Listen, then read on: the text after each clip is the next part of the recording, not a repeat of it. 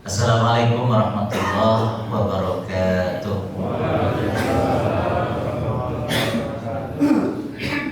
Alhamdulillahirabbil alamin. Wassalatu wassalamu ala asyrafil anbiya'i wal mursalin.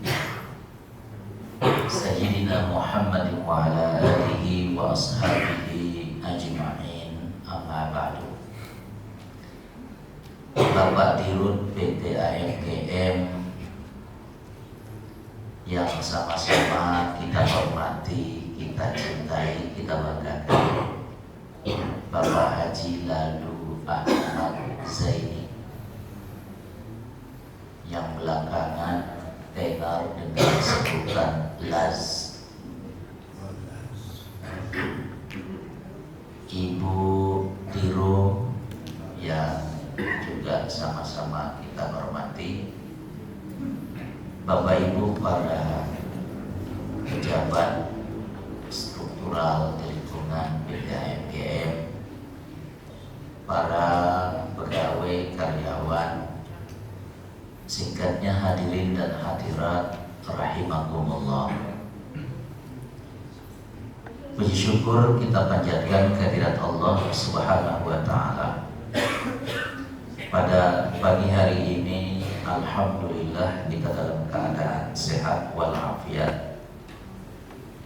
Mudah-mudahan Allah Subhanahu wa taala panjangkan umur kita untuk lebih banyak mengabdi dan berkontribusi baik kepada keluarga, kepada masyarakat, kepada lingkungan, kepada bangsa dan negara, agar kiranya lebih banyak bekal pahala yang kita bawa kepada kehidupan yang kedua, kehidupan yang jauh lebih panjang daripada kehidupan dunia yang hanya bersifat sementara.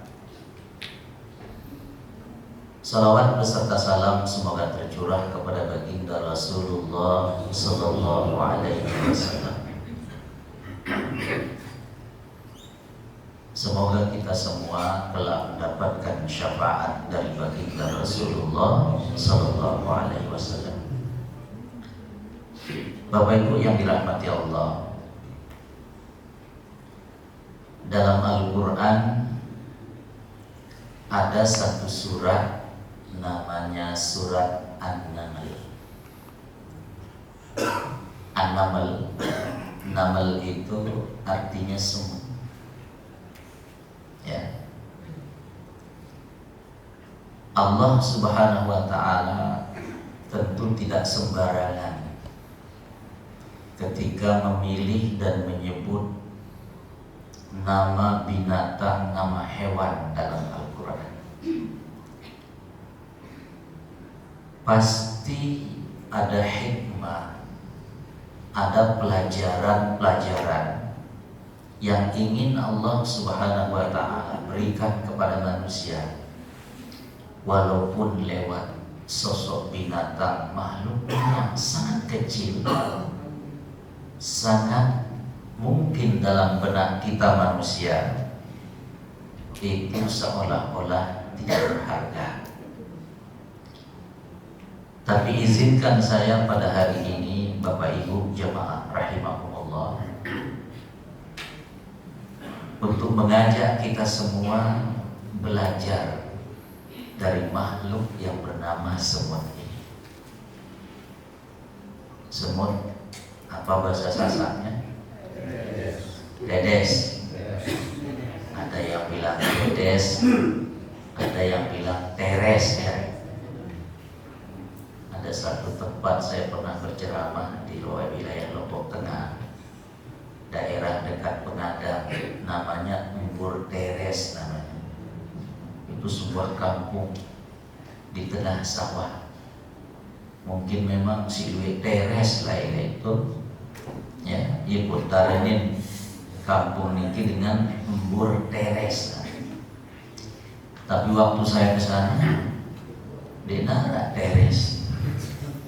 Ya, cuma ketika saya bertanya kepada orang-orang di sana, kenapa kampung ini diberi nama dengan Embur Teres? Oh, lain si duit teres. Banyak sekali semut.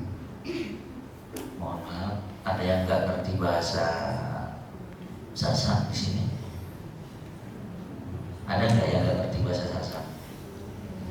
Nggak ada. Semua ngerti kan? Ada yang nggak ngerti bahasa Sasak? Karena kadang-kadang bahasa penceramah itu ada yang lebih senang ceramah pakai bahasa Sasak, ada yang bisanya pakai bahasa Indonesia. Kadang orang Sasak ini kan kadang banyak yang aneh-aneh, Bapak Ibu. Sering ngomong bahasa Indonesia itu sepelang-sepelang, ya, setengah-setengah. Ada satu kampung tempat saya biasa pengajian Pak Dirut di wilayah Kecamatan Kediri. Jadi kalau dia bilang, wah 2 jelo kena teh, dia bilang gitu. Dia terjemahkan, sudah 2 matahari saya menanti. Ya, yang 2 jelo kena teh, 2 matahari saya menanti, dia bilang gitu. Kadang sekali lagi ada penceramah senang pakai bahasa Sasak, terus dari awal sampai akhir. Ada penceramah walaupun orang Sasak, dia nggak bisa ceramah pakai bahasa Sasak, bisanya hanya pakai bahasa Indonesia dari awal sampai akhir. Nah, kalau saya senangnya campuran dua-duanya. Maka tadi saya bertanya, ada yang nggak ngerti bahasa Sasak? Kalau nggak ada, saya pakai bahasa Indonesia saja. Nah, bahasa Sunda, walaupun istri saya orang Sunda, saya belum bisa bahasa Sunda sampai hari ini. Pak Dirut pernah nanya sama saya, apa yang disukai dari orang Sunda, kata beliau. Saya jawab, saya senang peyemnya. Tahu peyem, ibu-ibu? Hah? Tahu peyem? Hah? Peyem itu kayak kita kalau di sini tape, poteng. Di Sunda juga ada namanya peyem. Tapi saya bilang, masa peyemnya yang saya suka? Kata Pak Dirut nanya sama saya. Iya, maksud saya peyem buahnya, saya bilang. Ya, jadi saya suka peyem buahnya. Bapak Ibu, mari kita belajar dari makhluk yang bernama semut ini. Kalau kita melihat semut berjalan di tembok, pertama, semut itu tidak pernah berhenti. Dia berjalan, bergerak, dan bergerak. Itu makhluk yang namanya semut. Seolah-olah dia tidak pernah mengenal lelah. Dan bergerak adalah tanda kehidupan. Kalau benda itu tidak bergerak, namanya benda mati. Jalan di tempat namanya stagnasi. Maka semut mengajarkan kepada kita untuk menjadi orang yang selalu dinamis, bergerak, dan bergerak. Kalau bahasa, mohon maaf, kalau bahasanya teman-teman jamaah tabligh itu, mereka sering menggunakan istilah bil harokah barokah. Kalau kita bergerak, itu pasti ada keberkahan. Jalan, makanya teman-teman jamaah tabligh itu pekerjaannya itu jalan. Jalan dikenal dengan istilah jaulah. Ya, jalan terus. Dan itu tanda kehidupan. Luar biasa, mohon maaf, Pak Dirut ini saya bukan ingin menyanjung beliau. Beliau ini memang karena masih muda dan seorang yang visioner, di dibutuhkan oleh Indonesia. Beliau bergerak terus. Sebentar-bentar saya tanya, Pak Dirut lagi di mana? Saya sedang di Medan. Besok-besok saya tanya, Pak Dirut lagi di mana? Lagi di Kalimantan. Besok-besok saya tanya, lagi di mana? Lagi di Papua. Saya curiga, jangan-jangan istri Pak Dirut ada di mana-mana. Ya. Tetapi Bapak Ibu yang dirahmati Allah, PT AMGM ini kan air ya, betul air. Air itu kalau dia mengendap, itu tanda air itu nggak bagus. Air itu kalau dia mengalir, berarti air itu dia bagus. Perhatikan, kalau dalam fikih kita dilarang untuk kencing, buang air di air yang tidak mengalir, karena dia akan bisa membuat dan mendatangkan berbagai macam bakteri yang kemudian menyebabkan datangnya berbagai macam penyakit. Maka air juga mengajarkan di mana air ini harus terus mengalir untuk mampu memberikan manfaat sebanyak-banyaknya kepada manusia. Nah, kita harus belajar dari semut ini, karena semut itu bergerak dan bergerak tidak pernah berhenti, seolah-olah tidak mengenal lelah. Bil harokah barokah. Mohon maaf, saya gemuk begini Pak Dirut bukan karena saya banyak makan. Saya kadang sehari itu bisa mengisi ceramah di 7 tempat dari pagi sampai malam. Terus kadang saya hanya tidur di mobil. Ketika ini tentu ketika saya terutama di hari-hari besar Islam, di Maulid, itu luar biasa. Sampai pernah 1 bulan Maulid saya ceramah di 7 tempat dari pagi sampai sore menjelang maghrib. Bulan Maulid itu kan, mohon maaf, bulan mulut kalau bahasa Sasak, bulan banyak makan. Tapi saya dari pagi sampai menjelang maghrib gak ada tempat pun, satu pun tempat saya dapat makan. Akhirnya supir saya bilang, masih saya ingat beliau itu. Ini di awal-awal saya pulang dari Mesir dulu. Beliau sudah almarhum, supir saya rahimahullah ta'ala. Kak Tuhan, dia bilang, biasa maulidmu dengan kenyang, makan itu kelaparan, dia bilang. Karena saking banyaknya jadwal yang harus saya hadiri. Berhenti di satu tempat, pindah ke tempat lain, waktu di Mataram. Terus seperti itu. Saya gemuk badannya seperti ini, sering disebut dengan tuan guru model, mokoh dan bedel.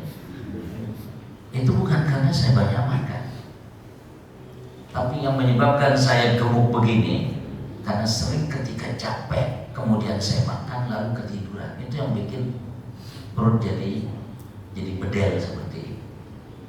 Ditambah Pak Dirut jarang ngajak saya main bulu tangkis lagi, sehingga jarang olahraga. Nah, saya Bapak Ibu ingin belajar dari semut itu. Al-Quran mengajarkan fa'idha faragta fansab. Kalau kamu sudah selesai dari satu pekerjaan, berdiri kerjakan pekerjaan yang lain.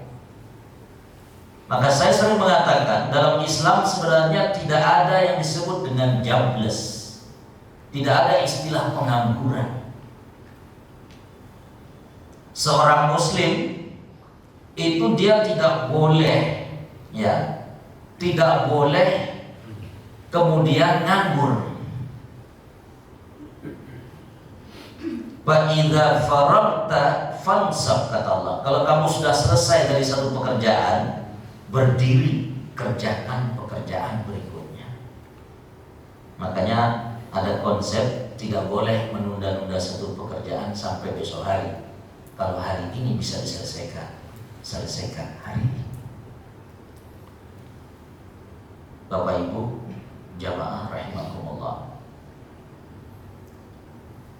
itu pelajaran pertama yang bisa kita ambil dari sini. Bergerak dan bergerak. Tapi bukan berarti kemudian kita ini tidak boleh istirahat. Nabi mengajarkan supaya kita ini ada saatnya relaksasi, ada saatnya kita refreshing, ada saatnya kita mengistirahatkan tubuh, badan, mata. Karena Nabi mengatakan, inna li'ainaika 'alaika haq. Matamu itu ada haknya, kalau ngantuk tidur. Tapi jangan saat pengajian tidur terus. Wa inna li badanika 'alaika haq. Badanmu, tubuhmu itu ada haknya yang harus engkau tunaikan. Ketika capek, istirahat sebentar. Fa'ti kulladzi haqqin haqqahu, kata beliau. Berikanlah setiap anggota tubuhmu dan setiap orang itu haknya sesuai dengan proporsinya. Maka saya mohon maaf Bapak Ibu, kadang sekali sebulan di saat weekend itu saya pergi ke laut, saya pergi mancing. Ya, saya sering ngajak Pak Dirut mancing, tapi beliau nggak berani nengok laut kayaknya. Ya. Itu dalam rangka refreshing, dalam rangka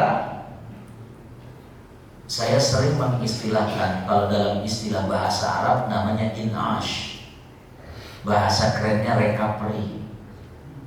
Dalam rangka menghilangkan mumet sekian hari, kadang sekian minggu kita sibuk dengan berbagai macam pekerjaan, ada saatnya kita itu rekreasi.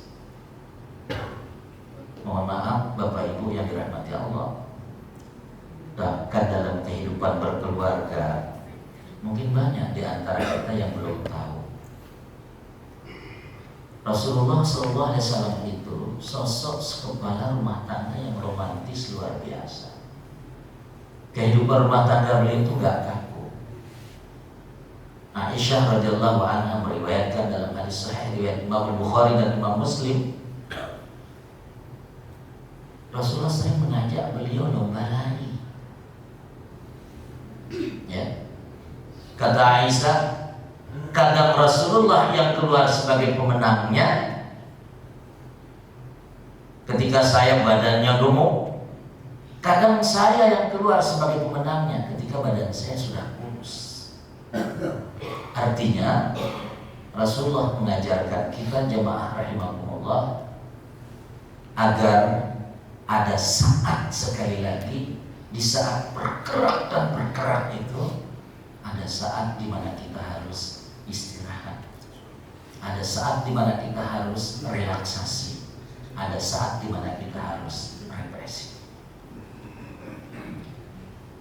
Pelajaran yang kedua, Bapak Ibu yang dirahmati Allah, dari makhluk yang bernama semut. Semut, kalau kita lihat berjalan di tembok, kalau bertemu dengan temannya, dia selalu berpelukan, dia selalu bersalaman. Betul? Semut mengajarkan kepada kita agar kiranya kita menjadi makhluk yang cinta perdamaian, cinta persaudaraan, makhluk yang selalu berusaha menjaga silaturahim dengan siapapun dari kalangan manusia, apapun agama dan keyakinannya.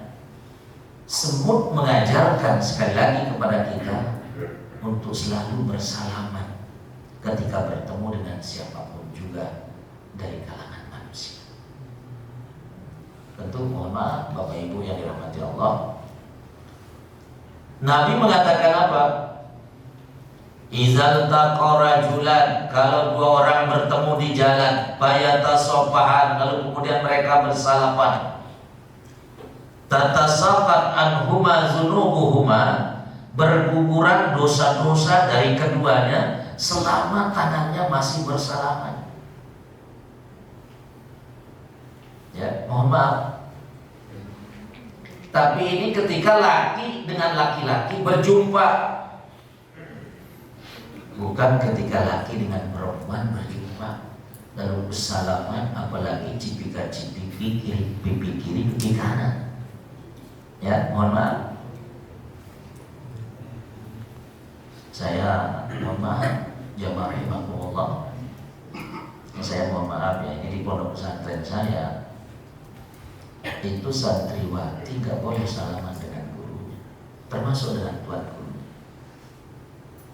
Beda mungkin dengan pesantren-pesantren yang lain, di mana santri itu, terutama santriwati, boleh salaman dengan tuan gurunya, dengan guru-gurunya. Yang perempuan gak boleh salaman dengan guru-gurunya, itu gak ada salaman di pondok pesantren saya. Iya, termasuk kalau santrinya laki-laki nggak boleh salaman dengan gurunya yang perempuan. Boleh, ya. Karena mohon maaf, Rasulullah SAW itu tidak pernah salaman dengan perempuan. Ya. Sampai ketika Rasulullah membaiat para sahabiat, itu Rasulullah nggak pernah menyalami tangan mereka. Karena memang sebenarnya nggak boleh tangan laki-laki dan perempuan bersentuhan yang bukan mahram. Itu enggak boleh. Cuma kalau kita biasa, tapi insya Allah setiap kali kita berwudu itu hilang dosanya. Ya. Ini kadang ada, mohon maaf, di pesantren-pesantren itu santriwatinya salamannya pakai lapis tangannya, tapi dicium tangan gurunya. Ya, dicium. Tangannya nggak bersentuhan, hidungnya yang bersentuhan. Ya, jadi mohon maaf. Ini kalau kita berbicara ajaran Islam yang sesungguhnya, sekali lagi, sebenarnya budaya salaman laki dengan perempuan yang bukan mahram itu tidak ada dalam Islam. Cuma ketika kita budaya Indonesia bersalaman, tapi kemudian setiap kali wudhu hendak sholat, insya Allah dosanya berkurang. Paham Bapak Ibu? Semut mengajarkan ketika kita bertemu dengan saudara-saudara kita, kita harus berpelukan, harus bersalaman. Ini sekali lagi ketika laki-laki dengan laki-laki, perempuan dengan perempuan, itu harus bersalaman, berpelukan bila perlu.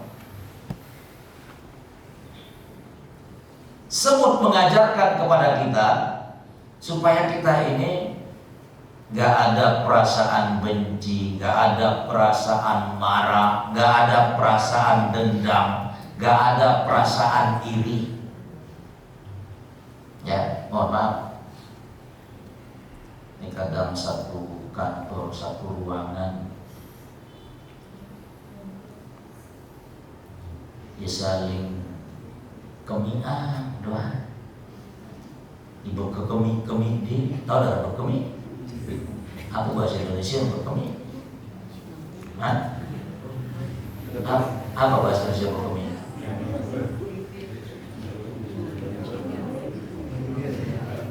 Ada yang tahu apa bahasa Indonesia berkemi?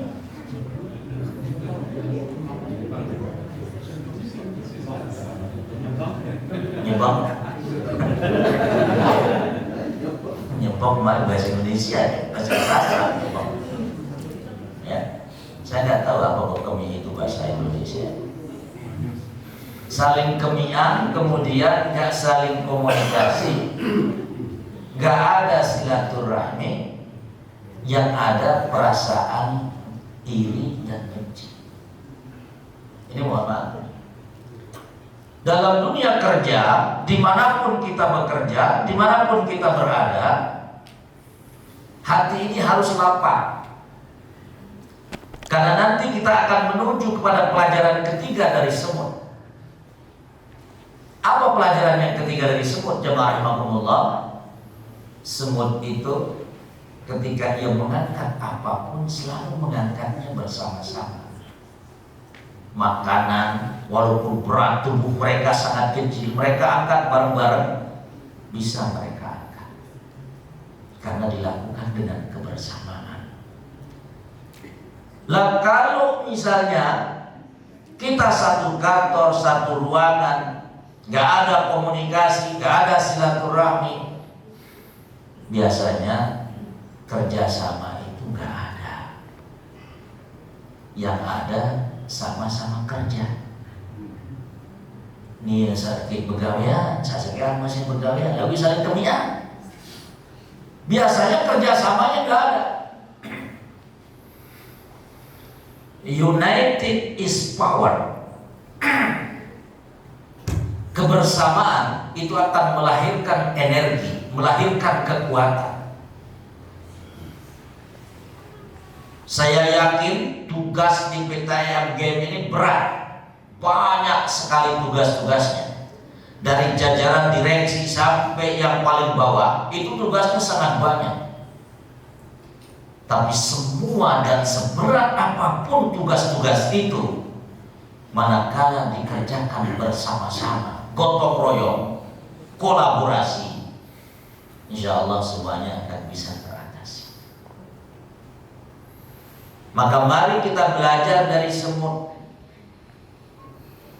Diawali dengan selalu bersalaman akan melahirkan kerjasama, kolaborasi dalam dunia dan dalam pekerjaan. Jamaah rahimakumullah, kita sering mendengar ungkapan berat sama dipikul, ringan sama dijinjing. Jangan giliran yang berat kita berikan ke yang lain, giliran yang ringan kita yang pikul sendirian. Kolaborasi, gotong royong, kebersamaan itu pertama akan mendatangkan keberkahan. Bahkan dalam makan saja Nabi mengatakan apa? Kulu ma'al jama'ah wa innal barakata ma'al jama'ah. Makanlah kalian secara jamaah makan. Makan masing-masing satu piring, tetapi berjamaah, artinya bersama-sama makannya, itu juga masuk dalam kategori makan secara berjamaah. Perhatikan, satu di antara sunnah ketika makan itu adalah berbicara. Kenapa Rasulullah mengajarkan supaya kita makan secara berjamaah? Karena biasa kalau kita makan berjamaah, kita akan saling berbicara dengan satu yang lainnya.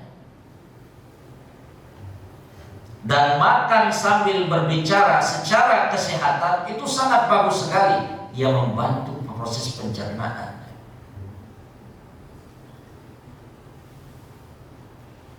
Kalau kita makan sendiri, dilarang kanjeng temangnya, mangan mesa atau doa. Ya, mohon maaf. Selesai makannya, tetapi keberkahannya kurang. Karena tadi Nabi mengatakan, Ulu ma'al jama'ah fa innal barakata ma'al jama'ah. Makanlah kalian secara bersama-sama, karena keberkahan itu ada dalam makan dan secara bersama-sama. Maka usahakan dalam hidup ini, jamaah rahimakumullah, untuk kita punya satu cara berpikir, cara pandang dalam hidup ini, untuk menyelesaikan segala sesuatu itu bersama-sama. Karena saya sering mengatakan, mohon maaf, sehebat apapun Pak Dirut ini, beliau bukan seorang Superman yang bisa membolak-balik dunia itu hanya dengan telapak tangannya. Cerita Kata Superman pun hanya sekedar fiksi saja, fiktif sifatnya, khayalan. Yang diperlukan adalah apa yang disebut dengan super team, bukan Superman. Ya, super team itulah yang digambarkan oleh semut tadi, mengangkat barang-barang yang berat-berat itu bersama-sama dan seberat apapun, karena mereka lakukan secara bersama-sama, itu mereka bisa mengangkat dan bisa memindahkannya. Itu pelajaran ketiga dari makhluk yang bernama semut jemaah. Oleh karena itu, saya pada pagi ini ingin mengajak kita semua untuk mari kita belajar dari semut ini, untuk terus bergerak, terus berniat untuk berkontribusi sebesar-besarnya dalam dunia kerja kita, selama itu sesuai dengan tupoksinya. Lalu kemudian ciptakan lingkungan yang penuh dengan keharmonisan, sebagaimana semut itu selalu bersalaman, berpelukan, dan ciptakan semangat kolaborasi, ciptakan semangat gotong royong, ciptakan semangat kebersamaan dalam mengangkat beban-beban berat di dalam dunia kerja kita. Itulah tausiah singkat yang ingin saya sampaikan kepada kita semua pada pagi hari ini. Mudah-mudahan ada manfaatnya. Ini ada tanya jawab Pak? Langsung doa. Baik, kita akan langsung berdoa. Bapak Ibu yang dirahmati Allah, mari kita berdoa sejenak kehadirat Allah Subhanahu wa Ta'ala, agar hati kita ini diberikan rasa saling cinta, rasa saling menghargai, untuk kita kemudian menjadi personal yang senang dengan kebersamaan. Alhamdulillahirabbil alamin. Alhamdulillah ni'mat wa yukafiru mazidan. Ya Rabbana lakal hamdu kama yanbaghi li jalalika wa 'azim sultanika. Allahumma salli ala sayyidina Muhammad wa ala alihi wa ashabihi wa sallam. Allahumma habib ilaina al-iman wa karrih ilaina al-fusuq wal isyan. Allahumma ja'al jama'na hadha jam'al marhuma wa tafarruqana min ba'dihi tafarruqan muwafaqan ma'suma. Allahumma arina al-haqqa haqqan warzuqna ittiba'ah wa arina al-batila batilan warzuqna ijtinabah. Allahumma la sahla illa ma ja'altahu sahla wa anta taj'alul hazna idza syi'ta sahla. Allahumma yassir wa la tu'assir fa inna taysiral asir 'alaika yasir innaka 'ala kulli syai'in qadir. Rabbana atina fid dunya hasanah wa fil akhirati hasanah wa qina adzabannar. Wa sallallahu ala sayyidina Muhammad wa ala alihi wa sahbihi wa sallam. Alhamdulillahi rabbil alamin bi sirril Fatihah.